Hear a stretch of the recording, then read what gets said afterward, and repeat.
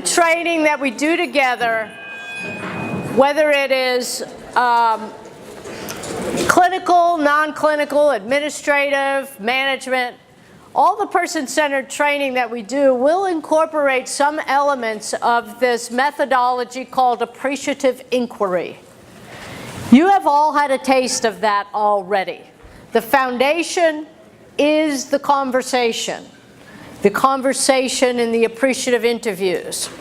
And what Appreciative Inquiry focuses on, remember our yes and practice, is to get in your bones the notion of focusing on what is working well, what gives life to the human systems that we work in, and especially in our industry, yes, working with people in recovery, in finding a thriving life, in igniting the best in who they are, and also the best in who you are as an organization. So we go through processes. You began today through your poetry and this activity beyond the conversation to identify the positive core of who you are as an organization. The essence of where person-centeredness is happening and what those qualities are for you and what you recognize, saw, and share together. That is a foundation of what is working well. The positive core, why you are doing what you're doing, right? To serve a person in engaging in a quality life in your community. And you began to discover some of those stories. So what we typically do in this process, and we will practice more of, this was just a taste, is the envisioning your future. When we use these metaphors, this poetry or the images of what is working well, we begin to stretch the limits of what can we do more of, and we benchmark to strengths. And that's where you get that strengths focus. And when we benchmark to strengths, we're getting beyond, as John talked about this morning, those lag measures. We're not dismissing them. There are important reportings of our performance that we have to include in our daily work.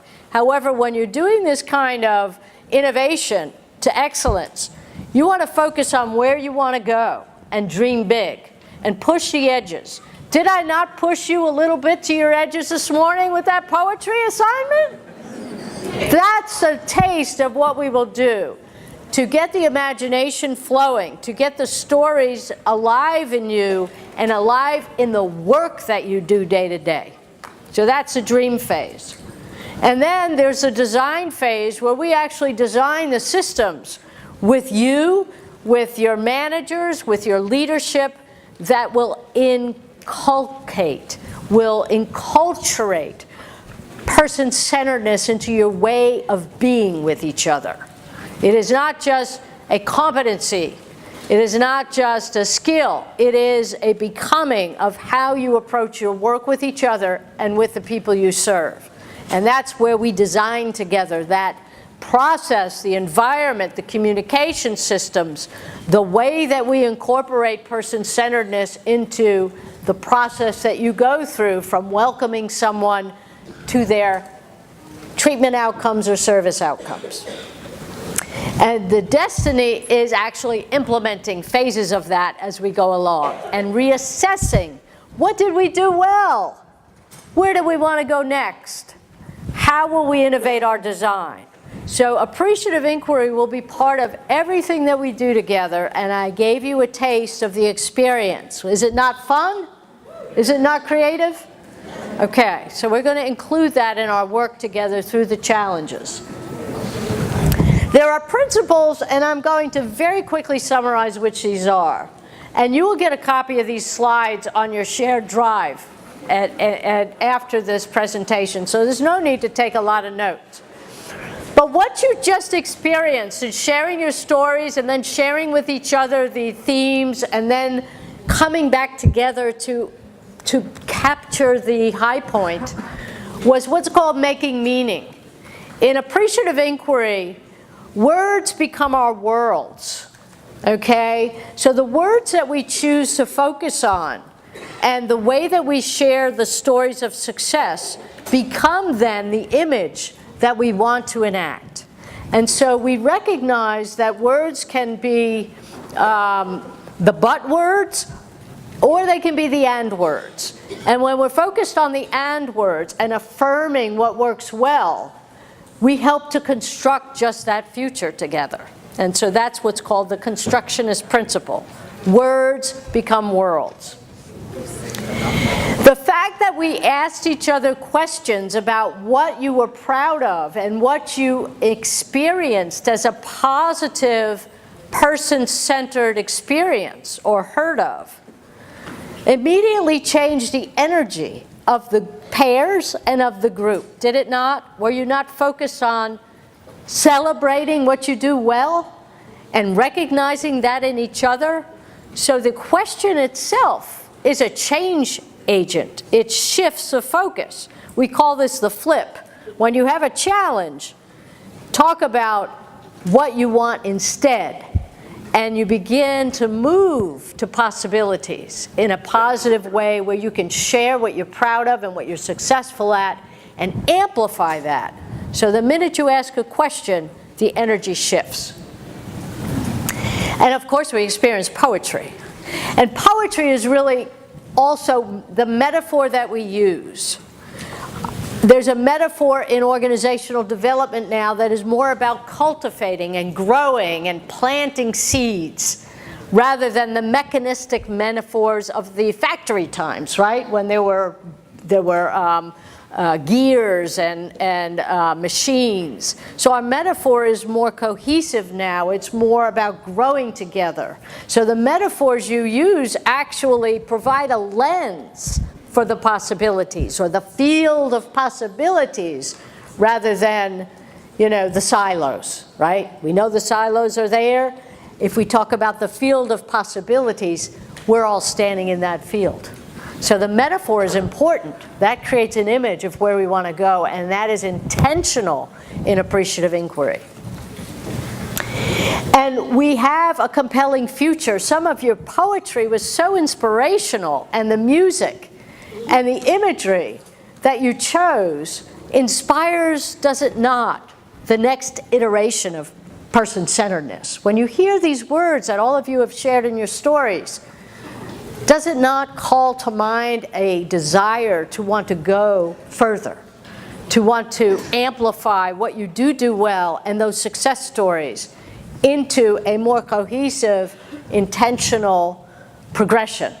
So that anticipation of something that's compelling is what is the anticipatory principle, having something to go towards. And finally, it's positive questions lead to positive change. Would you rather look at what you're not doing well or what you know works well? More of that. Okay, that are the two lenses. So we can talk about problems, but what do you find when you look for problems? More problems. Yes, we have to solve problems. I'm not saying the problems are not there. They're there, they're big, they're challenges, there's change. There's a lot to fit in your day. And, yes, and, if we look for more of what works, celebrate that together. Use each other as a resource to make more of that. You're beginning to move towards a solution, are you not? And using those strengths that you have and that cohesion you feel to move the dial. And that's what we'll focus on together in using appreciative inquiry as a tool, one tool.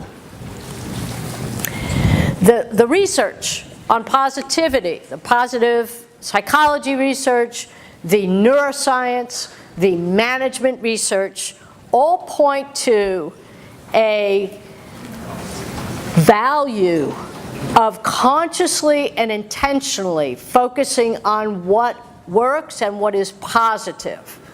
That's saying that you can't solve problems from the same place as the problem that created them. So shifting your thinking to think more solution focused, more creatively, happens when you are in the midst of positive energy. You all created poetry in about 20 minutes from your diverse stories. And that happened because it was a positive flow of sharing. It's a positive ratio. When we have 3-to-1 positive negative events that happen in our life, we are more open-minded to be creative and innovative and think on the spot than if more of those experiences are negative to positive. So the science is saying if you keep that ratio of 3-to-1 at the water cooler or the coffee pot, and amp each other up with some positive news once in a while and some positive sharing of success with people that you serve, opening your team meetings with these kinds of conversations, that's going to help you deal more effectively with the challenges together that you face. And that's in the science and in the research. And I won't pull out all the research data, right, Susan? No, we won't do that. Okay. So AI is a high participation, nothing about me without me. Now sometimes we can't have every single voice in the room, as we have some people who weren't able to attend today. However, you want the representation of all perspectives into any change initiative, and AI uses that perspective through this process of generating dialogue, making meaning, designing systems, enacting systems. We use positive communication that is affirming, that reframes challenges and negativity into possibilities and possible solutions. And that doesn't ignore the problems, but it shifts the energy so that we can be innovative with the challenges that we face. We develop relationship, which is one of the key principles through this activity. In sharing what you're proud of with each other and discovering the root of what works well together, you are building relationship. You are building meaning together of what you do together, and it unifies the organization, and that's what we're aiming at with this initiative. This is flowing all through RBHA, every single system and person and role within the agency and within the external stakeholder network. So board members, the stakeholders that you interact with, this